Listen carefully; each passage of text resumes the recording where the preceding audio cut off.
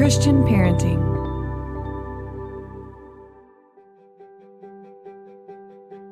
Hello and welcome to the Growing Connected podcast. My name is Amy Olrick and I'm here with my husband Jeffrey Olrick. Jeffrey is a child psychologist and we are parents and authors, and together we've written the book The 6 Needs of Every Child, empowering parents and kids through the science of connection. In my work as a therapist, I see both the joy and the pain families experience in their journey together. We all feel stuck and disconnected at times. This season, we're talking about the science we present in our book and discussing the exciting ways we see faith and science coming together to point families to health and connection. We want to help parents understand their kids' instincts to move away from them to learn and explore when things are going well and to draw close when things are hard. As an attachment researcher, Jeffrey has identified 6 things our kids need to do both of those things well, and we've turned those needs into a compass. In our last episode, we talked about children's need for protection.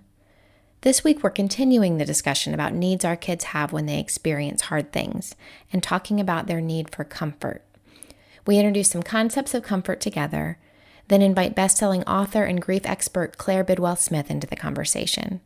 Claire's insights and experience on how to help kids work through grief is so important, especially now when so many families are dealing with loss. So Jeffrey, let's talk about comfort. From a research perspective, how are we defining this need? Comfort is our human need to be seen and held in the midst of pain, but apart from a solution. And what we mean by that is, first, you have to see. It's like delight, and a key first step in delight is we take the time to look away from the busyness of life and see what's going on with our children, see who they are. And comfort is, in some ways, the pair to delight, but it's on the hard side of the compass when things have gotten painful and difficult. Taking the pause to gather information when the pain, the distress, the upset is really intense, allowing that initial wave to pass before we move on to making sense of what's happening and figuring out where we go from there. So in some ways, it's the simplest need because it's like hitting pause on a painful moment, creating space to hold that pain with your child. But it's often the hardest one for parents to engage in successfully.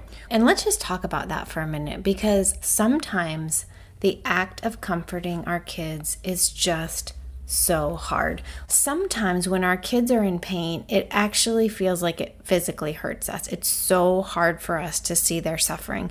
When that's the case for me, I want to move them right past it. Sometimes, I'm just going to be honest here, I feel so frustrated. Maybe somebody gets hurt all the time and their physical pain is just so reactive. Let's say my child is experiencing heartbreak or there's something really, really hard, and just to sit with them and not try to fix it, just to say, I see your suffering, can feel excruciating. Yeah, and a lot of parents, I think, will feel guilty about this. Some part of us goes, if I were a better parent, I could just take deep calming breaths and be able to sit with this and find a solution for both of us to get out of it. But I do think it's important for parents to understand there are biological reasons for that most people aren't aware of. And that really has to do with the fact that humans are social creatures. And we have what are called mirror neurons. So we have neurons in our brain, and their job is to reflect an experience that we see onto the inside of us so that we experience what we see. So when we see other people and they look like they're in pain, or we know that they're in pain, we can see that. Our mirror neurons are giving us a shot of the pain that we see being experienced. And when we're attached, we have an attachment relationship that's amplified by 1,000. So your pain is my pain, literally. I have neurons in my brain making me experience that so that I will respond to it.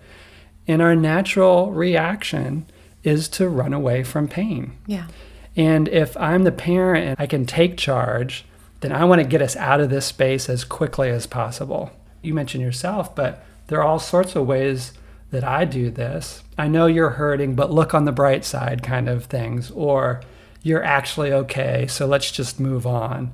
Or, maybe the worst of all, you wouldn't be hurting if you would just listen to me. These are all ways that I'm just trying to move this fast, like fast forward us through this pain moment. And it's not helpful. It actually makes it worse, even if we get to clamp down on the behaviors. Right. And the research confirms that when we receive comfort, it changes us. It equips us to comfort ourselves. We internalize that experience of being comforted. And it makes us into comforters. We aren't afraid of other people's pain. Jesus tells us to weep with those who weep. That's how we get to that place where we're not afraid to weep with people who weep. Not because that's just where we're going to stop and end, like that's the end of the story, but it's a place we pass through. Mm-hmm. And it's important to pass through that space, to honor that space where it is a time for weeping. It's hard to do because everything in our nervous system wants to run from it. But there is so much information if we allow ourselves the time and the space to sit with pain, not only pain of our kids, but pain of our friends, family members, communities. If we would just allow ourselves to be still with the pain, so much possibility opens up after the pause. What we want to do is we want to forget about the pause. We want to power through. We want to just make it go away because it's so painful. But it's such a key to strength to be able to sit there and say, all right, this moment is hard and I am strong enough and you are strong enough to get through it together. Another thing that was very marked to me about the research is a lot of us think that if we overcomfort, we give too many hugs, too much reassurance when they're in pain, when they're little, that somehow that will weaken them. Well, actually, it really strengthens them because what we're doing is we are training their nervous systems to calm themselves down through us. Now, it's different. I'm not talking about if your kid falls down and they're not really crying and then you rush in and you're like, oh, that must have hurt. No, I'm talking about when our kids themselves are expressing pain and we enter into comfort, we see their suffering, we comfort in that moment. Over time, they learn to calm themselves down, and they also learn how to enter into relationships and partnerships with people who are willing to enter into pain with them and comfort them when they need it in their lives. There's a passage in 2 Corinthians that I love so much, and it talks about how the God of all comfort comforts us in our troubles so that we can then comfort others. That's what we're doing. We're coming alongside our kids. We're building our relationships. We're growing. We're strengthening them so then they can also comfort others. In some ways, I feel like this is kind of what life is about. Comfort passes on. Yeah, and the other practical consideration, which you're pointing at, Amy, and I want to emphasize for listeners, is that on the other side of comfort is equipping. It's the next need, and the last of the 6 needs we'll talk about. But that's the place where we learn and grow and we challenge ourselves to come out of the pain in some productive way. And that has to happen too. But here's the thing. We often want to jump to that, what you need to know, what you should have done, all those lessons about the pain. But when we are in deep pain, intense pain, the part of your brain that can process information that way, to make sense of things, to be rational, be reflective, actually is turned off. Most of all with our littlest ones, but also with us. We don't hear messages. We can't process a bunch of words and make sense of them when we are in intense pain. And so comfort is a way of opening the door to those things we do need our children to learn and understand and grow from, whatever the experience was. But if we just lecture them in the middle of their pain, those words will fall right off them. They won't be of use to them. And so it won't strengthen them, even if they can repeat the words back. They won't sink in a meaningful way. So comfort it's a bridge to that lesson, to that growth that you want for your children. It's really that combination that makes children resilient in the face of hard things and wiser. Yeah, that's right. Well, we are so excited to be here today with our friend and author, Claire Bidwell Smith. Claire is a renowned grief expert and author who's counseled thousands of people, and she's written 3 books about grief, including her most recent book, which is Anxiety, the Missing Stage of Grief. Claire, you speak and lecture widely and run a series of different programs. You're helping so many people, particularly in this moment. Thank you for being here with us. Yeah, so excited to have you here, just to be able to talk with you about these things with your expertise. I'm so excited to be here. I love what you guys are doing. So it is a mutual fan club.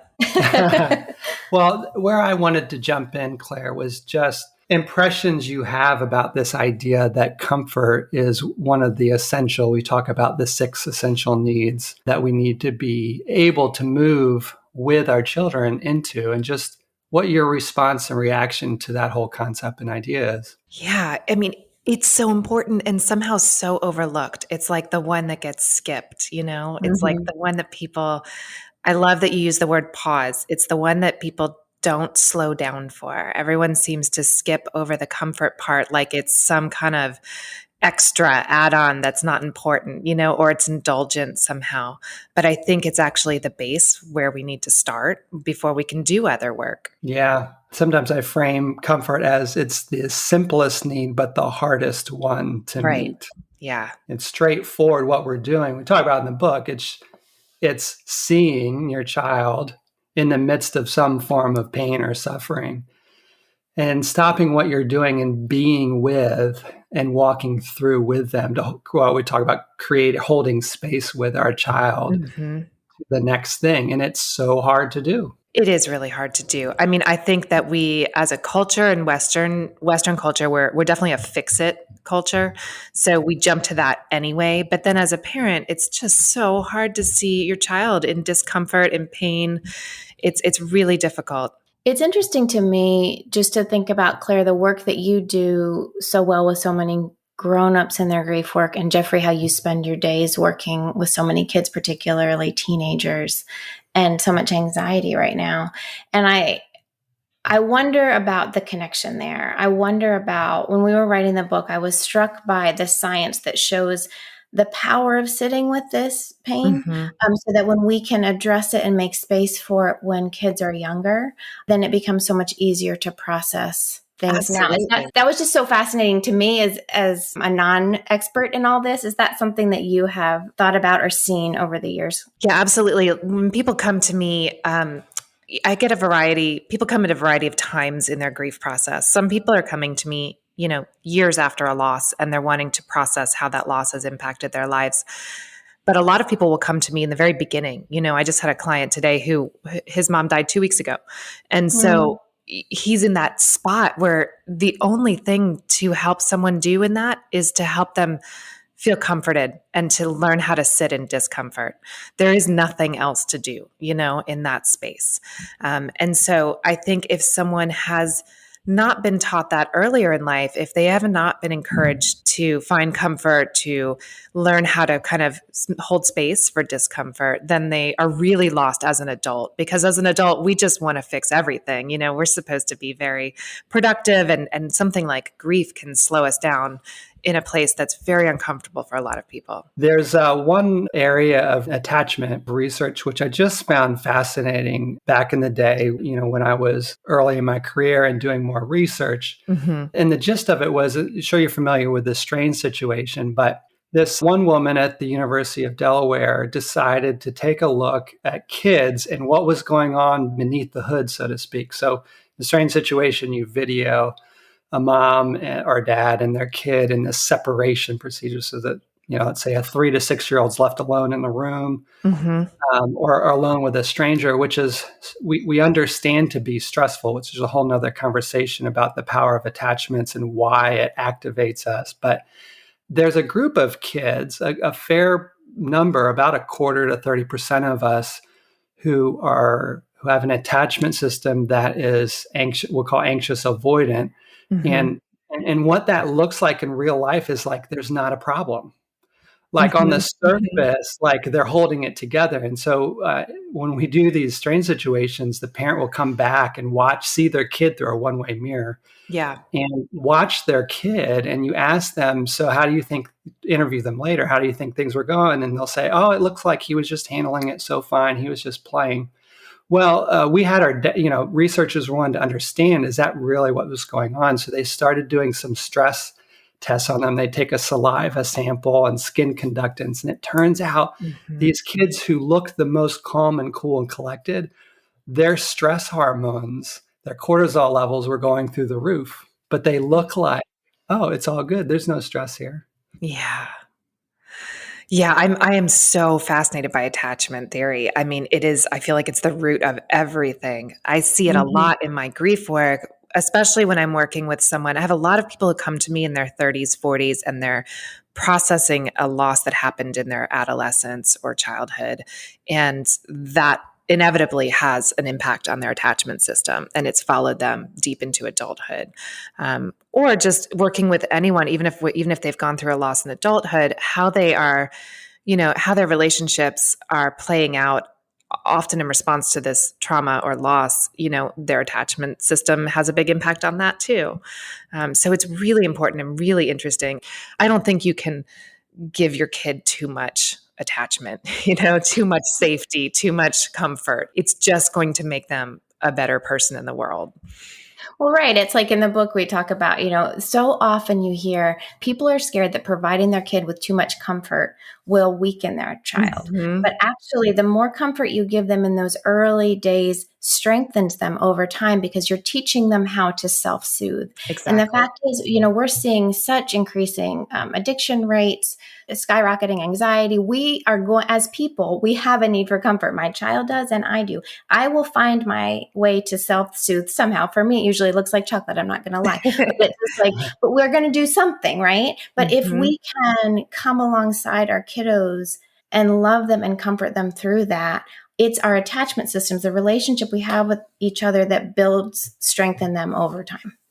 I agree. I think it was the thing that saw me through my own personal journey was, losing, my parents both got cancer at the same time when I was 14, and my mom died when I was 18 and my dad when I was 25. And I look back now that I know so much more. And I think if my parents hadn't loved me as much as they did and given me such a secure attachment growing up, I think I would have had such a harder time coming through those losses. And I still, of course, have struggled and have a lot of things that are a result of those losses, but I've been able to continue to maintain deep relationships with people. And that has been what's seen me through. Well, that's a gift to you, yeah, because we run the danger if comfort is too scary for us as parents growing up, then what our children learn is that they're on their own managing their hard emotions. A quote from your book, Claire, that I loved. You said, when we choose to push away difficult emotions, they don't just disappear. They simply fester beneath the surface, causing anger, frustration, and of course, anxiety. And that's just the thing. I want parents to understand that when we can't do the hard work of sitting with our children in their difficult emotions, we try and move over it too quickly or ignore it or tell ourselves, it's just fine. That those emotions, just like you say, they fester, they sit, and they wreak havoc on our stress and our immune systems, our stress systems. And then later on, like you were saying, Amy, we're going to do something to manage that stew. And it's often things that are really unhealthy for us. Right. Yeah. And I think that those kind of symptoms of a larger thing, the anger or the anxiety or the depression, they're very distracting. People forget to look underneath the surface of those. And underneath the surface is usually something much different that needs to be addressed. Yeah. And if we can help our kids through comfort by coming alongside saying, I see you're suffering, help them through that big feeling, that's what enables us to move on to equipping, which is let's figure out what was that big thing you're feeling. Like, I know you seemed super mad at your brother. Like, I think you say you're angry. Were you really maybe a little jealous? Like, because he got a lot of toys that you didn't get on his birthday, so we can, it's sitting there, bringing that big feeling down enables us to sit with them later and help them understand. And all of that is setting the course for future growth. Absolutely. And giving them the tools to see and understand it too. Just like you said, helping them see what's underneath the anger and making space for those feelings. One thing that we love to do is just talk with parents, because I think we're at this strange moment in our culture where everybody really feels this need to look good to each other. And I think as parents, we just want to say it's really hard. Like it's really hard, and there's nothing wrong with it being hard. It's just hard because it is hard.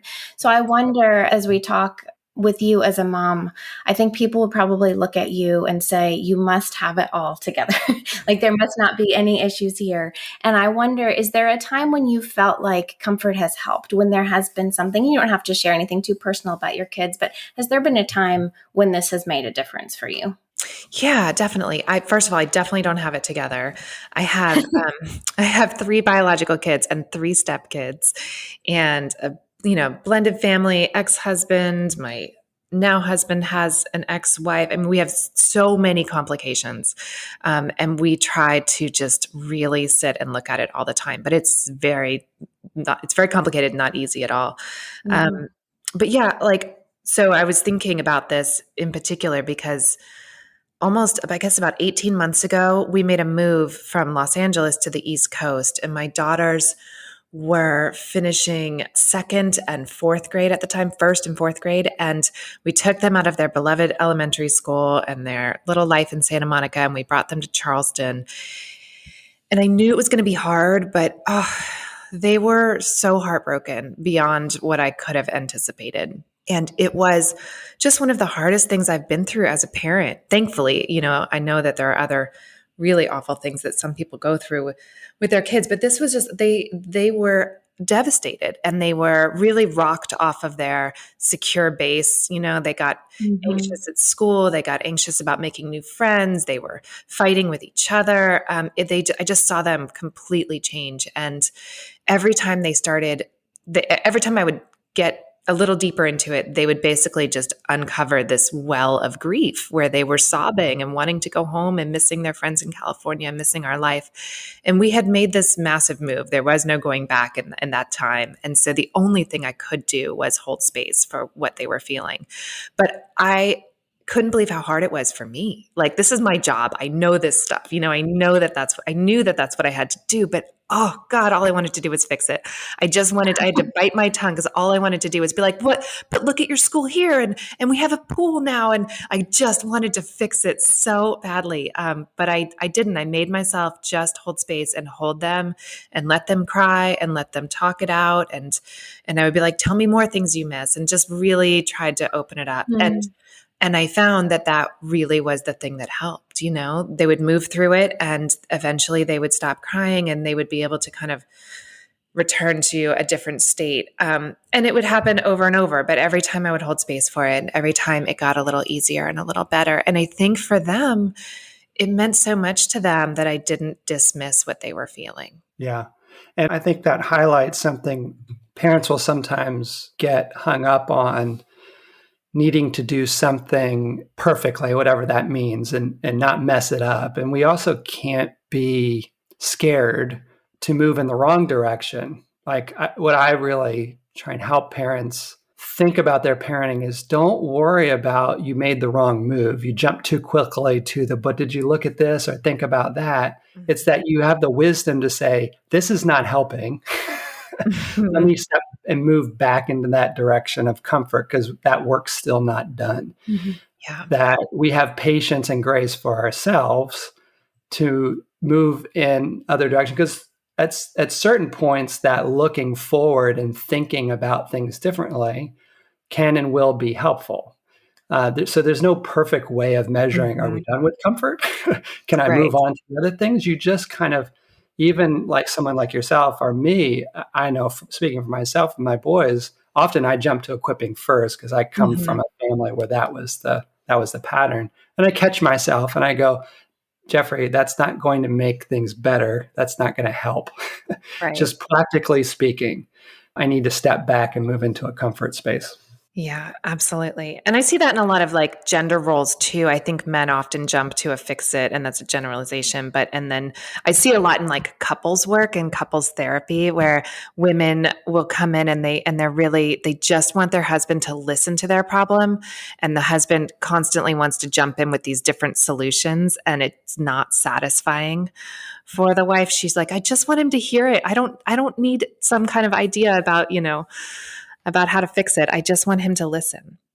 And I think, something that jumped out to me in your story, which I resonate with so deeply, and also what you just said, I think a lot of it goes back to our fear and our pain, right? So we've moved our boys so much too. We lived in Virginia, and then we lived in Florida, and then 3.5 years ago, we moved to New Zealand. And these have been huge moves that have had beautiful things about them and brought an incredible amount of loss into our kids' lives.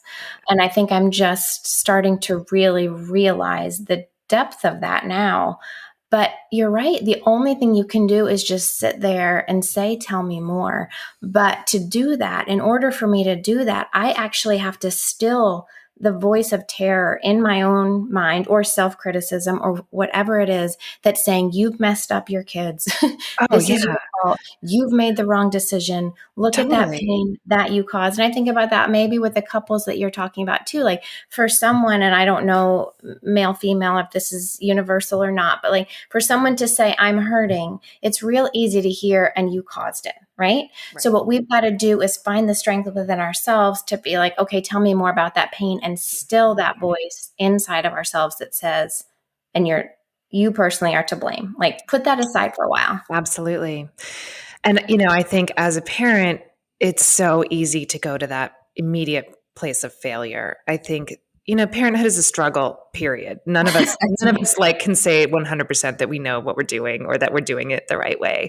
And I think there's always that fear, am I screwing up my kid? Have I made a mistake? And so especially when they're in some kind of pain from a choice we've made, it's so hard. I mean, I would just dissolve. I couldn't sleep at night for the first couple of months that we were here. And I would just lay awake in bed and think I made the worst decision. And now it's funny because we're actually moving back to California now.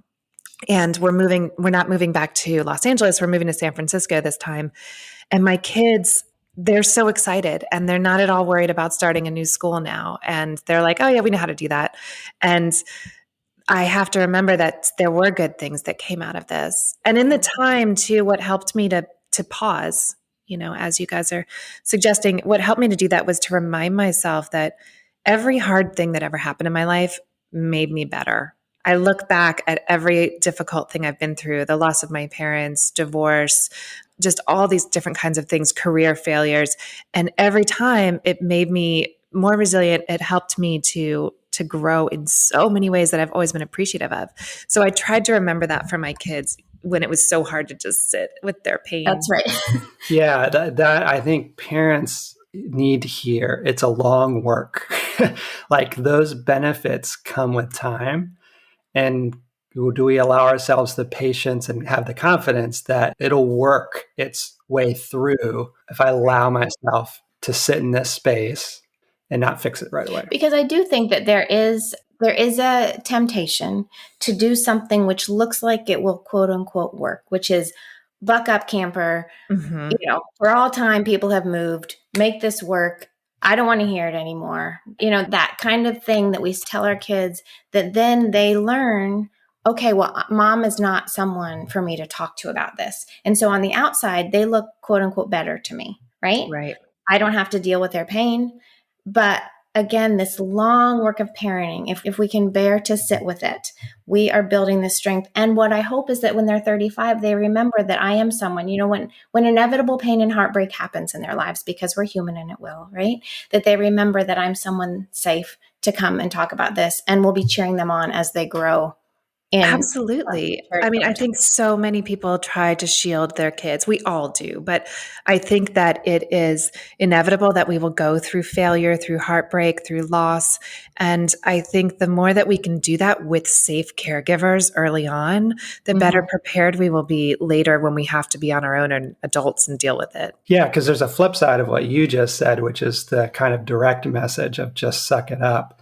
There's another version, which is, I'll just fix it, right? Like, Claire, you didn't fix what your children are going through. It really wasn't an option. But oftentimes we will look for that option. How do I make this pain? Like, how can I just make your life easy or less painful? And that doesn't do our children favors either, so long as they're safe. Like there's that protection and sort of the need that precedes comfort, but we're not in that space. We're just in that, life is painful. It's going to continue to be painful. It's really crummy to think about how do I equip my children for those future next iterations? And it's not by fixing it or telling them to just buck up and get over it. Yeah, it's really true. So, Claire, I would love, some of our listeners today may be listening because they recognize you and your work. And I would love to give you the opportunity to speak to any parents out there who may be in the situation where they're parenting in the context of loss or anticipated loss. I work with a lot of families may have a sibling who has a, congenital disease or something. They know that something is coming, a loss is coming. What would you want to say to those parents in the context of comfort? Yeah, I think that so many people are going through more loss than we realize. And especially right now during COVID, their loss is coming in many forms. But I think that either for the parent who's going through a loss, maybe a mom has just lost her mom and she's parenting young children, or they have a loss within their family. They lose a sibling, she loses a child, anything that can happen.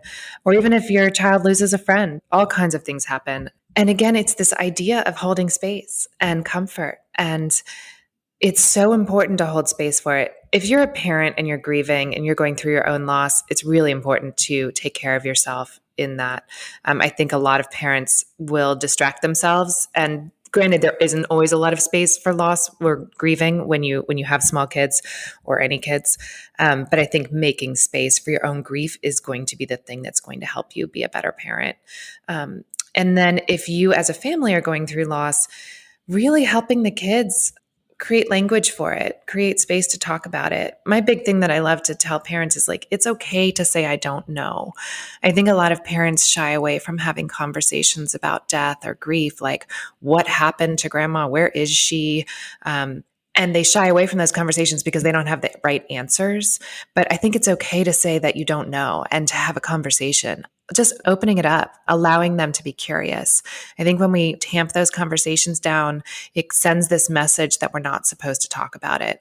And then that is where things start to get bottled up and then they spill out in anger and anxiety and depression, So constantly creating space for these conversations is so important.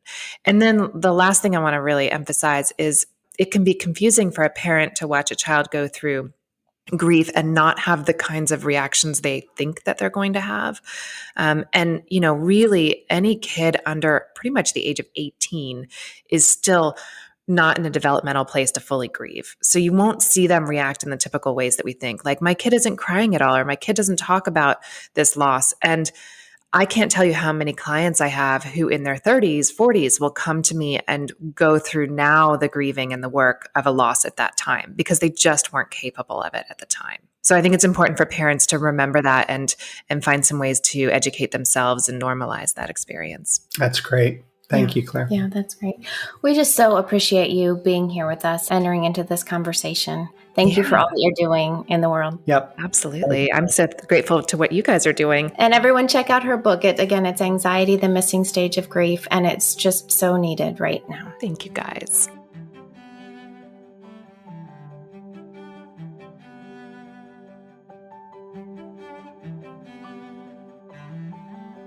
If you enjoyed this week's episode, please follow and share. And tune in next time when we'll be discussing our kids' need for equipping and how to help them understand and grow through hard experiences. For an in-depth look at the concepts we discussed today and stories about our family's journey, check out our book, The 6 Needs of Every Child, Empowering Parents and Kids Through the Science of Connection. You'll find illustrations of the compass there.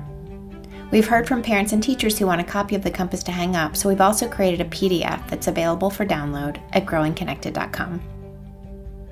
And now may the peace of God, which transcends all understanding, find you and hold you today. May you be strengthened and encouraged in ways that surprise you, and may you and your family experience moments of joy. We're glad you've been here with us.